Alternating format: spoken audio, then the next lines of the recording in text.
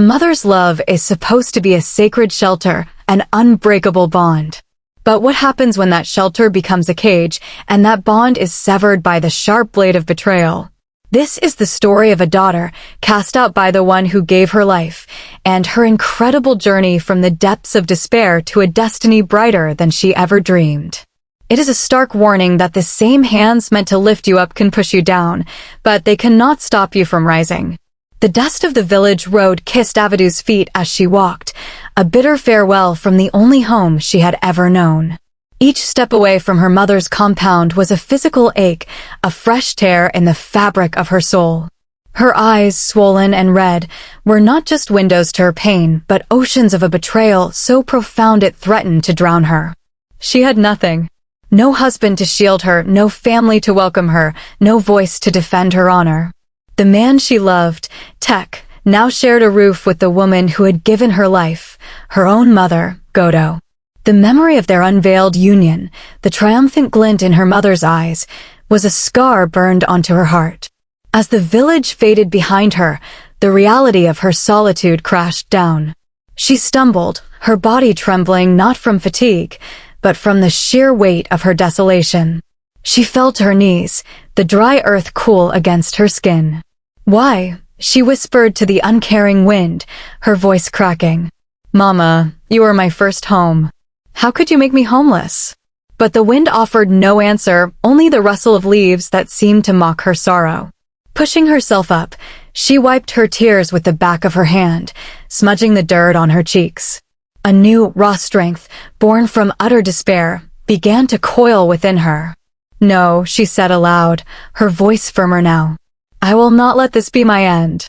I will not die in this shame. If this pain is all I have, then I will use it to build a new life." The city was a monster of noise and motion, a stark contrast to the quiet village she had left. Here, she was invisible, just another face in the struggling crowd. Survival was a daily war fought with hunger and exhaustion. She woke before dawn, her body aching from a night spent on a thin mat in a cramped room she shared with 3 other women. Her days were a cycle of relentless labor. Under the relentless sun, she hawked bread and ground nuts, her voice growing hoarse from calling out to passers-by. "Fresh bread. Sweet ground nuts," she'd cry, her smile a fragile mask over her emptiness. On other days, she carried impossibly heavy bundles of firewood to the market, the rough bark digging into her skin. For the rich women in their fine houses, she bent over buckets of soapy water, scrubbing clothes until her fingers were raw and pruned. The pay was meager, barely enough for a meal. Some nights, the gnawing in her stomach was her only companion, and the darkness echoed with her silent sobs. Yet, every morning, as the first light pierced her small window, she would stand, square her shoulders, and repeat her mantra. "I am my mother's daughter no more. I am my own creator. I will make something of this life." Meanwhile, a different storm was brewing back in the village. In the house she had stolen, Godo was discovering that her prize was tarnished. Tech was not the charming man she had coveted. The Palm Wine Bar became his second home, and he returned each night a stranger, his eyes glazed, his breath sour, his words laced with venom. "Where is my food, woman?" he would slur, staggering into the hut. "Is this all you can do?" "A cold meal." "Tech, my love, it is waiting for you," Godo would plead, her voice trembling. "Do not my love me," he'd snap, his voice rising. "You think you are special? You are just a woman, like any other. A scheming, desperate woman who betrayed her own blood." The verbal lashings soon turned physical. One fateful evening, his rage exploded. He beat her with a fury that shocked even the neighbors, who listened from behind their own walls, too fearful to intervene. Godo crumpled to the floor, her body a canvas of pain, a dark pool of blood spreading beneath her. She was carrying his child, a secret hope she had clung to. That night, she lost it. She almost lost her life. Lying on the cold floor, broken and bleeding, the first true pang of regret, sharp and terrifying, pierced her heart. The man she had betrayed her own flesh and blood for was now her destroyer. The whispers in the village, once hushed, now grew louder, following her like a shadow. "See the snake," The market women would murmur as she passed, pale and weak.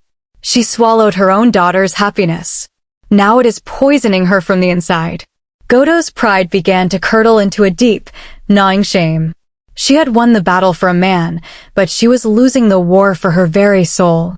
And far away, unaware of her mother's spiraling fate, Avidu continued her struggle, her spirit a small, unyielding flame in the vast, indifferent city, determined to build a shelter of her own making. The city's rhythm slowly became Avidu's own. The relentless hustle that once overwhelmed her now fueled her resolve. She was no longer just surviving, she was building, brick by humble brick, a foundation for a future she dared to believe in. Her simple beauty, once dimmed by sorrow, began to re-emerge, not as a delicate flower, but as the sturdy, resilient bloom that grows through cracked concrete. It did not go unnoticed. Men came, drawn by her quiet strength and striking features. A wealthy trader, his fingers heavy with gold rings, approached her stall. "A beauty like you should not be selling bread in the sun," he declared, his eyes appraising her like merchandise. "Come with me.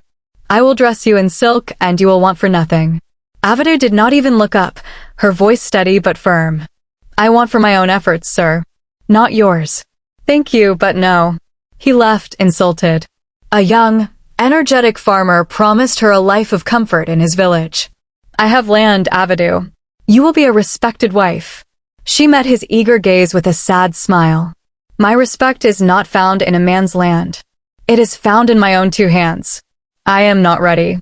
Her friends, who had become her makeshift family in the city, worried for her. "Avidu, you are too young to close your heart forever," one chided gently as they braided each other's hair. "What happened to you is a tragedy, but not all men are like Tech. Love will find you again if you let it." Avidu only smiled, a distant, sorrowful look in her eyes. "My heart is not closed," she would reply softly. "It is simply under new management. And the manager is very, very careful." Deep down, she wondered if her friend was right, or if the part of her that could trust had been shattered beyond repair. Then, Doi entered her life. He was different from the moment he appeared. He didn't come to her stall with loud boasts or flashy promises. He came for bread, several days in a row, paying fairly and always with a kind, respectful word. He was tall and carried himself with a quiet confidence that spoke of good upbringing and inner peace. He dressed neatly, and the fine car he drove was not a tool for show, but simply a part of who he was, a successful, grounded man. One afternoon, as a sudden downpour sent other vendors scrambling, Avidu struggled to cover her goods. Doi was there in an instant, his large frame shielding her from the rain as he helped her secure the tarpaulin. "Thank you," she said, her voice barely a whisper, startled by his effortless kindness. "It is nothing," he replied, his voice a calm, warm baritone. A storm should not wash away a day's hard work. He began to stay longer, to talk. Not about what he could give her, but about her. He listened. He listened to her stories of struggle, of sleepless nights and hungry days. He didn't offer pity, which she would have rejected, but he offered something far more valuable, understanding. One evening, as they sat on a low wall watching the city lights begin to twinkle, Avidu found herself telling him about Tech. About the betrayal. The pain she had kept locked away for so long spilled out in a quiet torrent.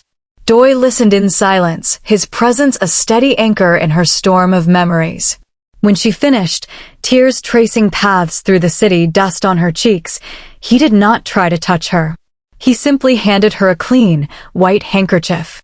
"A heart that can feel such deep pain," he said softly, "is also a heart capable of feeling profound joy. Do not let his actions build a prison for your soul, Avidu. You are the warden, and you hold the key."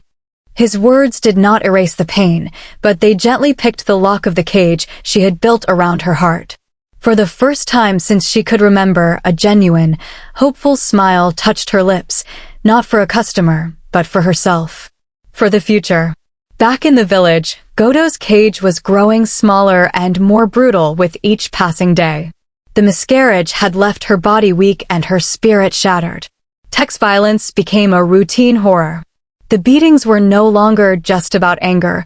They were about control, about punishing her for the very act of being there, a constant reminder of his own failings.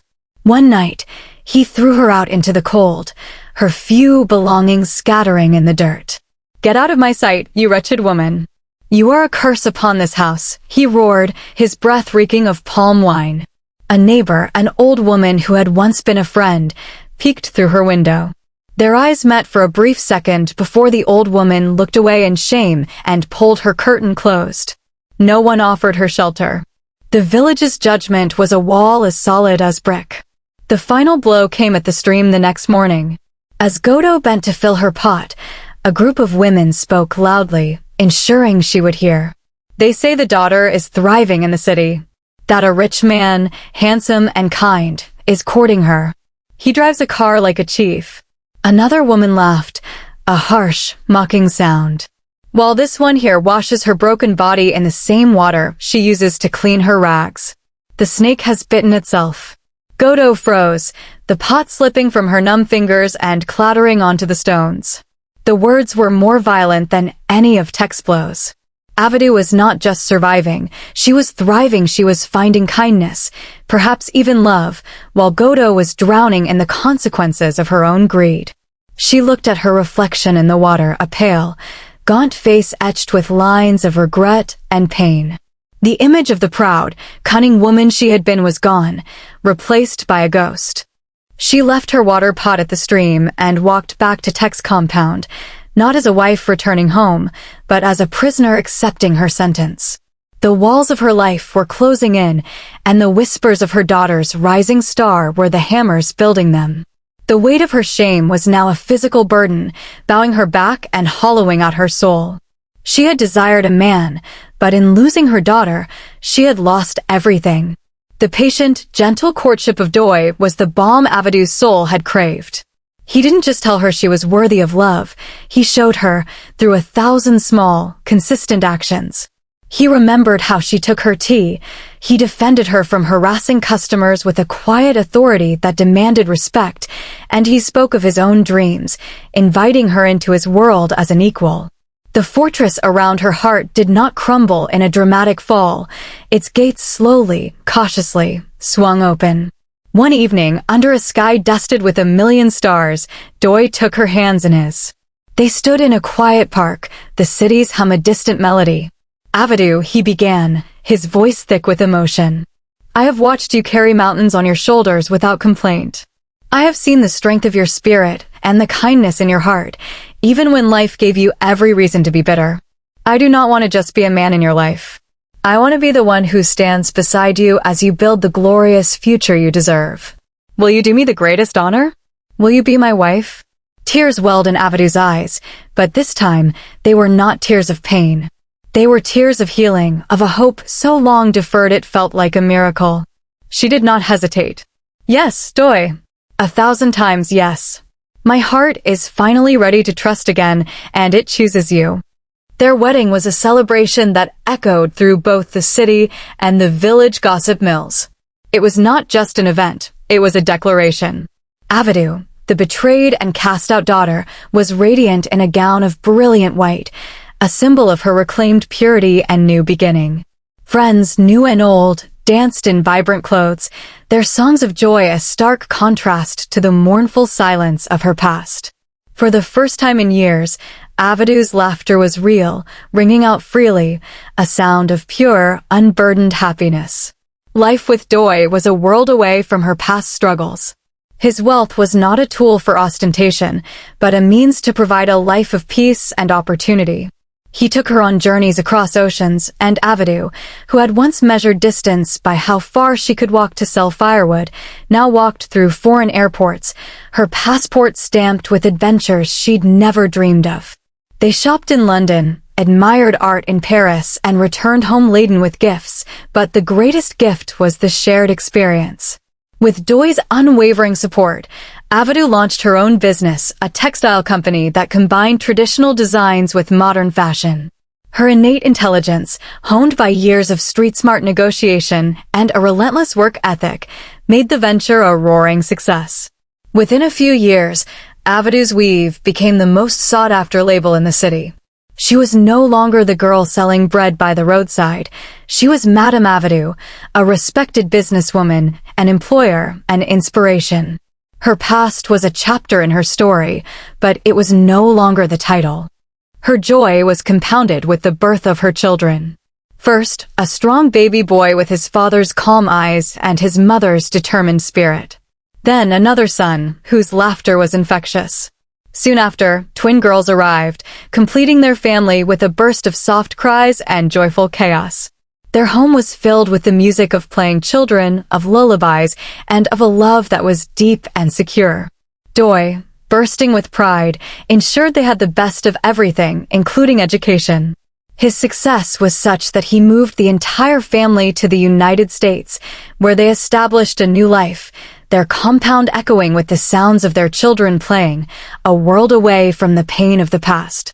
Avadu would often stand at the large window of their beautiful home, watching her children run on the green grass. A single tear would sometimes escape, but it was a tear of profound gratitude. "Look at us," she would whisper to herself. "We are safe. We are loved. We are home." The news of Avadu's spectacular rise, carried by travelers and sharpened by envy, seeped into every crack of the village, becoming a poison in Godo's ears. At the market, she'd overhear women she once considered beneath her. "Did you hear? Avadu's husband bought her a car made of silver," one would say, her voice full of awe. "Not just one. And her children. They speak English like white people. They are citizens of America now," another would add. Every word was a needle pricking Godo's heart. She would try to shrink into the shadows, but the whispers always found her. And to think, she could have been a part of that. She could be a grandmother visiting abroad. Instead, she is here in the dust. One day, the ultimate humiliation came. A young girl, not knowing who Godo was, pointed at a colorful magazine advertisement for Avadu's Weave. The model was wearing one of her daughter's designs. "Mama, look," the girl chirped. "That is so beautiful. It is from the famous Avadu in the city. I wish I could have one." Godo looked at the vibrant, successful image of the life she had tried to destroy and that had flourished in spite of her.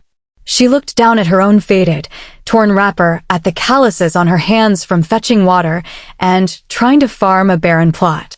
The chasm between her reality and her daughter's was now an entire ocean. The weight of her regret was no longer just heavy, it was suffocating. She had not just lost a daughter, she had lost a legacy. And in the quiet, lonely darkness of her hut, that loss began to whisper a terrible, final solution. The whispers of Avadu's success were no longer just village gossip. They were a relentless, haunting chorus that followed Godo everywhere. They were in the rustle of the dry cornstalks in her meager garden, in the crackle of her solitary cooking fire, and in the hollow silence of her hut at night. Each mention of Madame Avadu, or the successful one in America, was a fresh lash on her already scarred soul. The world her daughter now inhabited, a world of shopping malls, foreign holidays, and laughing children in a spacious home, was a brilliant, unreachable galaxy, and Godo was chained to the barren, lonely rock of her own choices. One afternoon, burdened by hunger and despair, she dragged her feet to the market, hoping to trade a few precious eggs for some salt.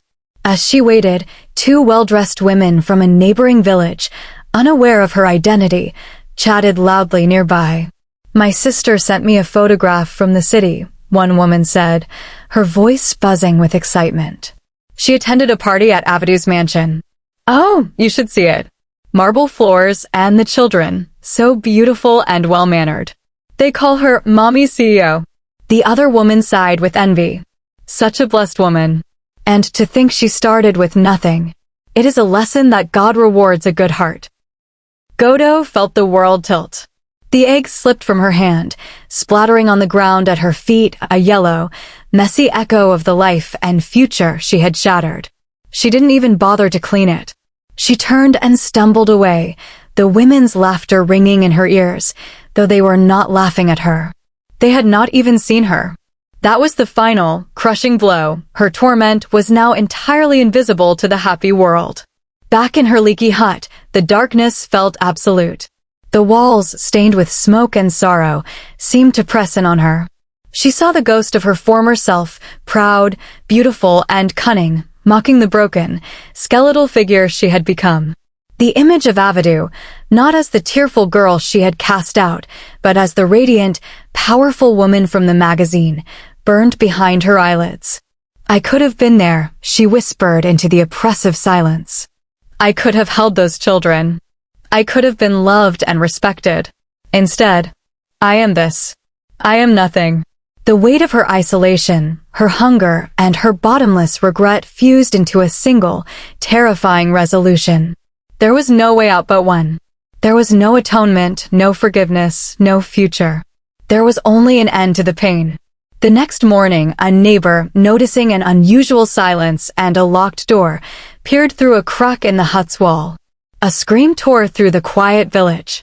Godo was found inside, having chosen the permanent silence of death over the relentless noise of her shame. When the news finally reached Avidu across the ocean, it was like a distant, mournful bell. She felt a complex storm of emotions, a residual anger, a deep, aching pity, and a sorrow for the bond that had been poisoned beyond repair. At first, she refused to return.